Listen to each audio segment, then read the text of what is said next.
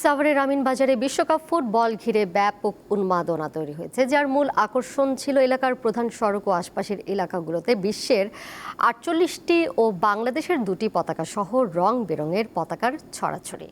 Tournament ঘিরে স্থানীয়দের মাঝে শুরু হয়েছে দলভিত্তিক সমর্থনের তুমুল উত্তেজনা। ফার্ম ফ্রেশ পাস্তুরিত তরল দুধ, বেশি ভালো দুধ।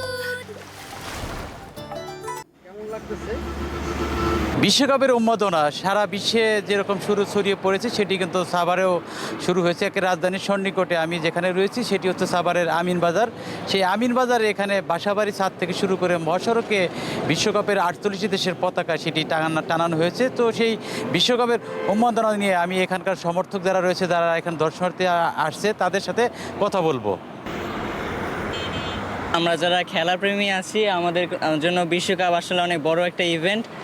আর এইরকম ফ্ল্যাগ এরকম ডিসপ্লে করলে আরও আমাদের এক্সাইটমেন্ট আরও বেড়ে যায়। 2026 সালে আমি আমিনবাজারে এই ব্রিজে পতাকা লাগিয়েছি, আমার মনে অনেক আনন্দ আছে। আর এইবার ওয়ার্ল্ড কাপে আর্জেন্টিনাই বিশ্বকাপ নেবে।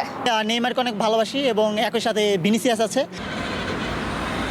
কেউ আর্জেন্টিনা, কেউ ব্রাজিল, যা যেটা ভালো লাগে সাপোর্ট করি, কিন্তু আমরা দিন শেষে আমরা একসাথে থাকি।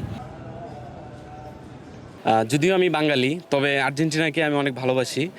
গতবার বিশ্ব চ্যাম্পিয়ন আমরাই হয়েছি, এবারও হব ইনশাল্লাহ। তো আমি চাই এবারে চ্যাম্পিয়ন ব্রাজিল হবে ইনশাল্লাহ, নেইমার হাতে কাপ উঠবে ইনশাল্লাহ। আমিনবাজারবাসী মনে করেন একদিন এই বাংলাদেশও বিশ্বকাপে অংশগ্রহণ করবেন, এমনটি তারা প্রত্যাশা করেন। M A Halim, Deepto TV, Savar.